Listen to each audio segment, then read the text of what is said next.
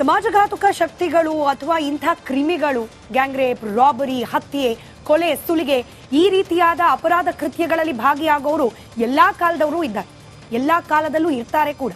ಆದ್ರೆ ಒಂದು ಪಕ್ಷಕ್ಕೆ ಅಧಿಕಾರವನ್ನ ಕೊಟ್ಟು ಕಾನೂನು ಸುವ್ಯವಸ್ಥೆಯನ್ನ ಹಾಗೆ ಜನಪರವಾದ ಕೆಲಸವನ್ನ ಮಾಡ್ಲಿ ಅನ್ನೋ ಜವಾಬ್ದಾರಿಯನ್ನ ಯಾಕೆ ಕೊಡ್ತಾರೆ?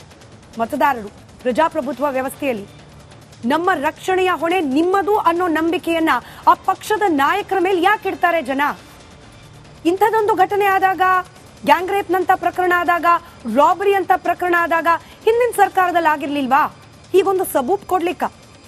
ನಿನ್ನೆ ಗೃಹ ಸಚಿವರಾದ ಡಾಕ್ಟರ್ ಜಿ ಪರಮೇಶ್ವರ್ ಅವರು ರಾಜ್ಯದಲ್ಲಿ 4 ದಿನದ ಅಂತರದಲ್ಲಿ 6 ರಾಬರಿ ಕೇಸ್ಗಳು, ಮಾರಣಾಂತಿಕವಾಗಿ ಹಲ್ಲೆ, ಒಬ್ಬರ ಹತ್ಯೆ ಕೂಡ ಆಗೋಗಿದೆ.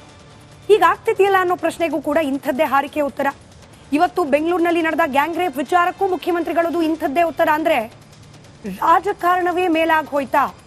ಇಂಥ ಸಮಸ್ಯೆಗಳನ್ನ ಅಡ್ರೆಸ್ ಮಾಡೋದು ತಮ್ಮ ಮೊದಲ ಕರ್ತವ್ಯ ಅನ್ನೋದನ್ನ ಮರೆತು ಕೂತಿದ್ದಾರ ಸರ್ಕಾರದ ಪ್ರತಿನಿಧಿಗಳು? ಈ ಪ್ರಶ್ನೆಯನ್ನ ಕೇಳ್ತಾ ಇವತ್ತಿನ ಮಹಾಭಾರತದ ಮೊದಲ ಬ್ರೇಕಿಂಗ್ ಅಪ್ಡೇಟ್ ಕಡೆಗೆ ಗಮನವನ್ನ ಹರಿಸೋಣ. ಗ್ಯಾಂಗ್ ರೇಪ್ ಬಗ್ಗೆ ಪ್ರಶ್ನೆ ಕೇಳಿದ್ರೆ ಬಿಜೆಪಿ ಅವಧಿಯ ಲೆಕ್ಕವನ್ನ ಕೇಳ್ತಿದ್ದಾರೆ ಸಿದ್ದರಾಮಯ್ಯ. ರಾಬರಿ ಬಗ್ಗೆ ಕೇಳಿದ್ರು ಕೂಡ ಇಂಥದ್ದೇ ಹಾರಿಕೆಯ ಉತ್ತರ. ಕಾಂಗ್ರೆಸ್ ಪಕ್ಷಕ್ಕೆ ಅಧಿಕಾರವನ್ನ ಕೊಟ್ಟಿರೋದು ಯಾಕೆ? ಕೇವಲ ಬಿಜೆಪಿಯ ಲೆಕ್ಕವನ್ನೇ ಮುಂದಿಡೋದಾದ್ರೆ ನಿಮ್ಮ ಪಕ್ಷದ ಸಾಧನೆ ಬಗ್ಗೆ ಮಾತನಾಡೋದು ಯಾವಾಗ, ಯಾರು? ಬರೋಬ್ಬರಿ ಹತ್ರ 1.25-2 ವರ್ಷ ಆಗ್ತಾ ಬಂತು. ಬಿಜೆಪಿಯ ಆಡಳಿತ ಅವಧಿ ಮುಗಿದು ಕಾಂಗ್ರೆಸ್ ಪಕ್ಷದ ಸರ್ಕಾರ ಅಸ್ತಿತ್ವಕ್ಕೆ ಬಂದು ಈಗಲೂ ಕೂಡ 1.25-2 ವರ್ಷ ಆದ್ಮೇಲೂ ಕೂಡ ಬಿಜೆಪಿಯದ್ದೇ ಲೆಕ್ಕ ಕೊಡ್ತೀರಿ ಅಂತಾದ್ರೆ, ಬಿಜೆಪಿ ಕಡೆಗೆ ತಿರುಗಿಸಿ ಬೊಟ್ಟನ್ನ ತೋರಿಸ್ತೀರಿ ಅಂತಾದ್ರೆ ನಿಮ್ಮ ಸಾಧನೆಯನ್ನ, ನಿಮ್ಮ ಸರ್ಕಾರ ಬಂದ್ಮೇಲೆ ಏನೆಲ್ಲ ಆಯ್ತು ಸುಧಾರಣೆ ಅನ್ನೋದು ಹೇಳ್ಬೇಕಲ್ಲ. ನಂಬರ್ 1 ಕಾನೂನು ಸುವ್ಯವಸ್ಥೆ ಸುಧಾರಣೆ ಆಯ್ತು. ನಂಬರ್ 2 ಜನರು ನಿರ್ಭೀತರಾಗಿ ಓಡಾಡುವ ಪರಿಸ್ಥಿತಿಯನ್ನ ನಿರ್ಮಾಣ ಮಾಡಿದ್ದೀವಿ. ನಂಬರ್ 3 ರಸ್ತೆಗಳು ಸುಧಾರಣೆ ಆಗಿದೆ. ನಂಬರ್ 4 ಹೆಣ್ಣು ಮಕ್ಕಳ ಸುರಕ್ಷತೆಗೆ ಈ ಎಲ್ಲ ಕ್ರಮಗಳನ್ನ ಕೈಗೊಂಡಿದ್ದೀವಿ. ಈ ಲೆಕ್ಕ ಯಾರು ಕೊಡ್ತಾರೆ? ಯಾವಾಗ ಕೊಡ್ತಾರೆ? ಇದನ್ನ ನಿರೀಕ್ಷೆ ಇಟ್ಕೊಂಡೇ ಅಲ್ವಾ ಮಾಧ್ಯಮದವ್ರ ಪ್ರಶ್ನೆ ಕೇಳೋದು? ಅಥವಾ ಸುಧಾರಣೆ ಮಾಡಿಲ್ವಾ ಬಿಟ್ಟಾಕಿ ಇನ್ನು ಮುಂದೆ ಇಂಥ ಕೃತ್ಯಗಳನ್ನ ಮಾಡೋರನ್ನ ನಾವು ಸುಮ್ಮನೆ ಬಿಡೋದಿಲ್ಲ? ಒಂದೇ ಒಂದು ಉದಾಹರಣೆ, ಈ ರಾಬರಿ ಕೇಸ್ನಲ್ಲೂ ಕೂಡ ಬರೋಬ್ಬರಿ 6 ದಿನದ ಬಳಿಕ ಒಂದು ಶೂಟ್ಔಟ್. ಯಾರನ್ನು ಹತ್ಯೆ ಮಾಡಬೇಕು, ಗುಂಡಾರಿಸಬೇಕು ಅನ್ನೋದು ರಿಪಬ್ಲಿಕನ್ನರ ಉದ್ದೇಶ ಅಲ್ಲ. ಆದ್ರೆ ಇಂಥ ಸಮಾಜ ಘಾತುಕ ಶಕ್ತಿಗಳಿಗೆ ಒಂದು ಭಯ ಅನ್ನೋದು ನಿರ್ಮಾಣ ಆಗ್ಬೇಕಲ್ಲ. ಆ ಭಯ ನಿರ್ಮಾಣ ಆಗ್ಬೇಕು ಅಂದ್ರೆ ಸರ್ಕಾರ ಅಂತ ಕಠಿಣ ಕ್ರಮವನ್ನ ಕೈಗೊಳ್ಬೇಕಲ್ಲ. ಕ್ರಮ ಹಾಳಾಗಿ ಹೋಗ್ಲಿ, ಅಟ್ಲೀಸ್ಟ್ ಬಾಯಿ ಮಾತಿನಲ್ಲಾದ್ರೂ ಭಯ ಹುಟ್ಟಿಸುವಂತಹ ಛಾತಿಯ ಮಾತುಗಳ ಆಚೆ ಬರ್ಬೇಕಲ್ಲ. ಬರ್ತಿದ್ಯಾ? ಕೇಳಿಸ್ಕೊಳ್ಳಿ ಸಿದ್ದರಾಮಯ್ಯನವರ ಪ್ರತಿಕ್ರಿಯೆ, ಪರಮೇಶ್ವರ್ ಅವರ ಹಿಂದಿನ ಪ್ರತಿಕ್ರಿಯೆ. ವಿರೋಧ ಪಕ್ಷ ಸಹಜವಾಗಿ ಇದನ್ನ ಅಸ್ತ್ರವಾಗಿ ಬಳಕೆ ಮಾಡಿಕೊಳ್ಳುತ್ತೆ. ವಿರೋಧ ಪಕ್ಷದ ನಾಯಕ ಆರ್ ಅಶೋಕ್ ಅವರ ಪ್ರತಿಕ್ರಿಯೆ, ಇದು ಮೂರನ್ನು ಕೇಳಿಸ್ಕೊಳ್ಳಿ. ನಂತರದಲ್ಲಿ ಈ ಬಗ್ಗೆ ಮತ್ತಷ್ಟು ವಿವರ ನಿಮ್ಮ ಮುಂದೆ.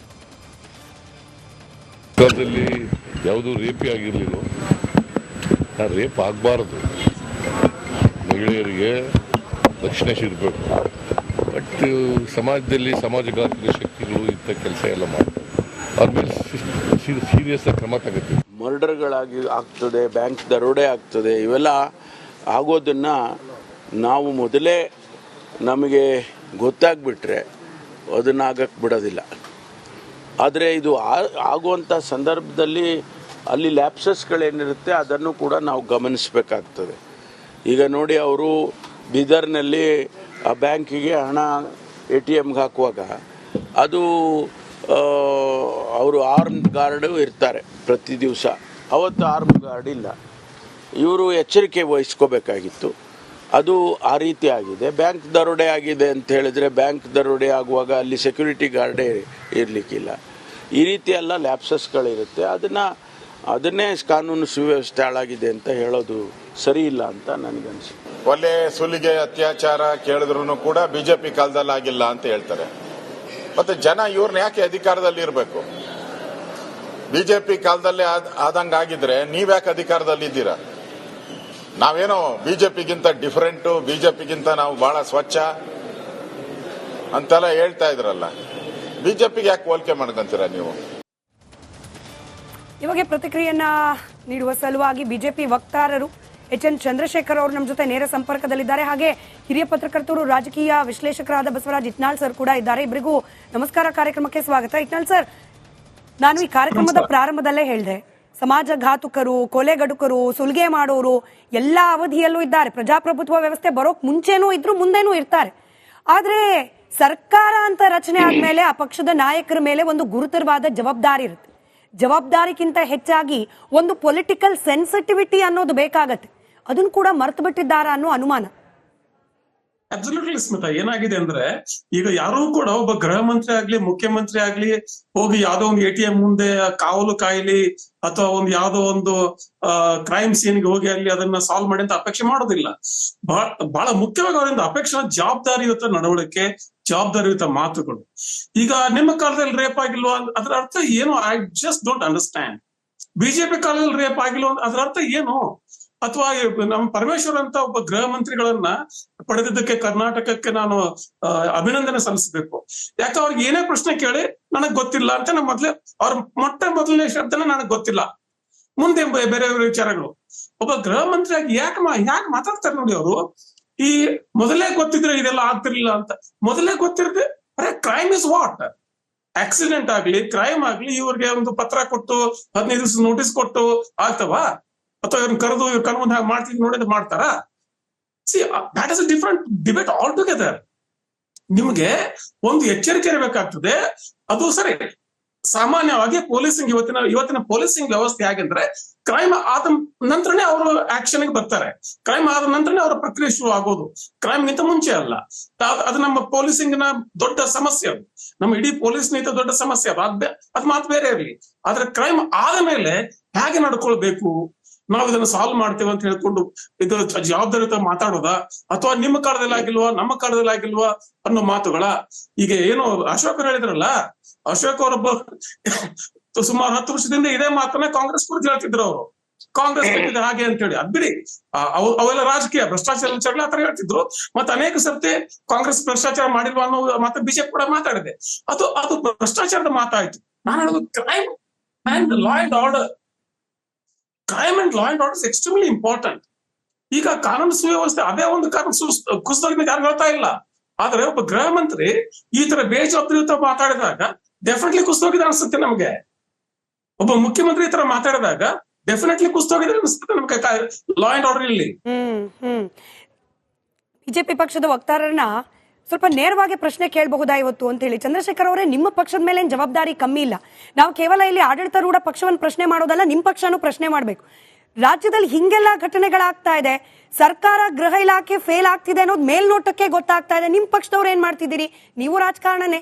ನಿಮ್ ಪಕ್ಷದಲ್ಲಿ ಏನ್ ನಡೀತಾ ಇದೆ? ಅಧ್ಯಕ್ಷರು, ಆ ಕುರ್ಚಿ, ಅದ್ರ ಸುತ್ತ ಬಡದಾಟ.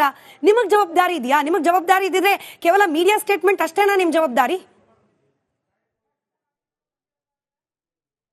ದಯಮಾಡಿ ಇಂತಹ ಸೆನ್ಸಿಟಿವ್ ವಿಷಯದಲ್ಲ ಯಾರೊಬ್ರು ಮಾತಾಡ್ತಾರೆ, ಯಾರೊಬ್ರು ಬಂದಿಲ್ಲ ಅಂತೇಳಿ ದಯಮಾಡಿ ವಿಷಯವನ್ನ ಡಿವಿಯೇಟ್ ಮಾಡ್ಲಿಕ್ಕೆ ಹೋಗ್ಬೇಡಿ. ಈಗ ವಿಷಯದ ಗಂಭೀರತೆಯನ್ನು ದಯಮಾಡಿ ಕೇಳ್ಕೊಂತೀನಿ. ವಿರೋಧ ಪಕ್ಷವಾಗಿ ಬಿಜೆಪಿ ಏನ್ ಮಾಡ್ತಿದೆ? ನಾನು ನಿಮಗೆ ಪ್ರಶ್ನೆ ಕೇಳ್ತಿದ್ದೀನಿ, ಡಿವಿಯೇಟ್ ಮಾಡ್ತಿಲ್ಲ.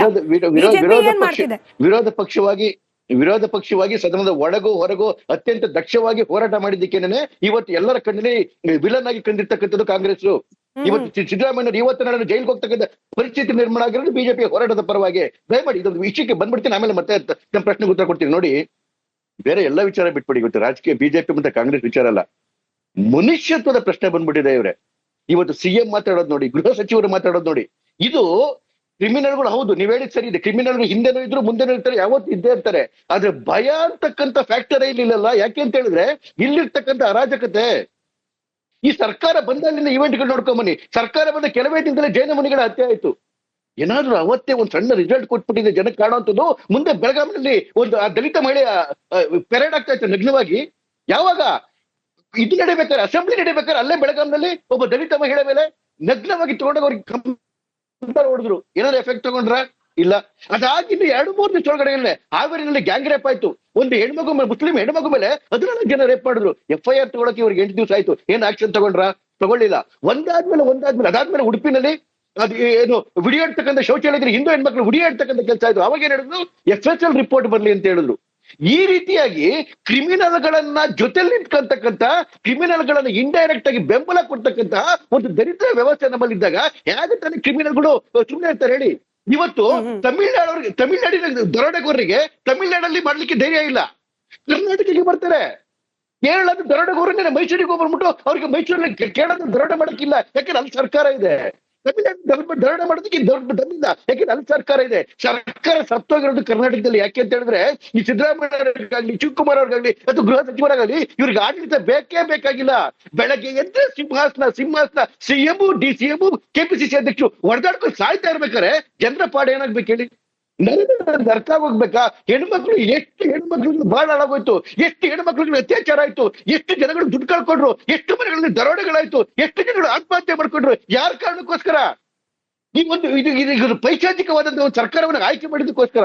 ಇವತ್ತು ಕೂಡ ಇನ್ಸೆನ್ಸಿಟಿವ್ ಆಗಿ ಮಾತಾಡೋದು ದಯಮಾಡಿದ ಪಕ್ಷ ವಿರೋಧ ಪಕ್ಷ ಪ್ರಶ್ನೆ ಆಗಲಿ. ನಾವು ವಿರೋಧ ಪಕ್ಷ ಹೇಳ್ತೀವಿ, ನಾವು ಸೋತಿದ್ದೀವಿ, ನಾವು ಹಿಂದಗಡೆ ಕೂತಿದ್ದೀವಿ. ಜನ ಆಯ್ಕೆ ಮಾಡಿದ್ರೆ ಸರ್ಕಾರ ಏನ್ ಮಾಡಿದೆ? ಸಿದ್ದರಾಮಯ್ಯನವರು ಬಿಜೆಪಿ ಸರ್ಕಾರ ರೇಪ್ ಆಗಿಲ್ವಾ ಅಂತ ಕೇಳ್ತಾರಲ್ರಿ. ಯಾರಾದ್ರೂ ಒಂದಿಷ್ಟಾದ್ರು ಮನುಷ್ಯತ್ವ ಮಾಡ್ತಿರಕ್ಕಂತ ಪ್ರಶ್ನೆನ ಇದು? ಅದು ಗೃಹ ಸಚಿವರು ಮಾತಾಡೋದು ಫಸ್ಟ್ ಅವ್ರಿಗೆ ಇನ್ಫಾರ್ಮೇಶನ್ ಕೊಟ್ಬಿಟ್ಟು ಹೋಗ್ಬೇಕಾಗಿತ್ತದೆ. ಯಾವ ವಿಚಾರದಲ್ಲಾಗ್ಲಿ ರಾಮೇಶ್ವರ ಬಾಂಬ್ ಬ್ಲಾಸ್ಟ್ ಆಗುತ್ತೆ, ಏನ್ ಉತ್ತರ ಕೊಡ್ತಾರೆ? ಕುಕ್ಕರಲ್ಲಿ ಬಾಂಬ್ ಬ್ಲಾಸ್ಟ್ ಆಗುತ್ತೆ, ಏನ್ ಉತ್ತರ ಕೊಡ್ತಾರೆ? ಯಾವತ್ತೂ ಕ್ರಿಮಿನಲ್ಗಳ ಪರವಾಗಿ ಮಾತಾಡ್ತಾ ಇದ್ರೆ ಯಾವ ಕ್ರಿಮಿನಲ್ಗೆ ಚುಂಗಿರ್ಲಕ್ಕಾಗುತ್ತೆ? ಇವತ್ತು ಇಡೀ ದೇಶದಲ್ಲಿ ಸ್ಲೀಪರ್ ಸೆಲ್ ಕೂಡ ಅತಿ ಹೆಚ್ಚಿರ್ತಕ್ಕಂಥ ಕರ್ನಾಟಕದಲ್ಲಿ. ಯಾಕೆ ಅಂತ ಹೇಳಿದ್ರೆ Karnataka has become safe haven for all the criminal. ಇದು ಬರ್ತಾ ಇನ್ನೂ ಜಾಸ್ತಿ ಆಗ್ತಾ ಹೋಗುತ್ತೆ ನೋಡಿ. ಅಲ್ಲ ರೀ, ಒಂದು ಕಡೆ ಬಾಂಬ್ ಅಲ್ಲಿ ಯಾರಿಗಾದ್ರೂ ಒಬ್ರಿಗೆ ಏನು ದೊಡ್ಡದಾಗಿ ಪ್ರಯತ್ನ ಮಾಡಿದ್ರೆ ಬೇರೆ ಕಡೆಗೆ ಆಗ್ತಾ ಇತ್ತ? ಇಲ್ಲ. ಇವತ್ತೇನಾಯ್ತು? ಎಲ್ಲರಿಗೂ ಗೊತ್ತಾಯ್ತು, ಏನ್ ಬೇಕಾದ್ರೂ ಮಾಡ್ಕೋಬಹುದು, ಯಾರನ್ನ ಬೇಕಾದ್ರೂ ಲೂಟಿ ಹೊಡಿಬಹುದು ಕರ್ನಾಟಕದಲ್ಲಿ ಅಂತೇಳಿ. ಹಾಗಾಗಿ ಪ್ರತಿ ಜಿಲ್ಲೆನಲ್ಲೂ ಶುರು ಹೋಗಿದೆ. ನನ್ನ ನೋಡಿ ಮೈಸೂರಲ್ಲಿ ಒಬ್ಬ ವ್ಯಾಪಾರಿನ ಓಪನ್ ಆಗಿ ಮಾಡ್ತಾ ಇದ್ದಾರೆ. ಯಾರನ್ನ ಒಬ್ಬನನ್ನು ಹಿಡಿದಿದಾರ? ನಿಮ್ಮ ಇದೇ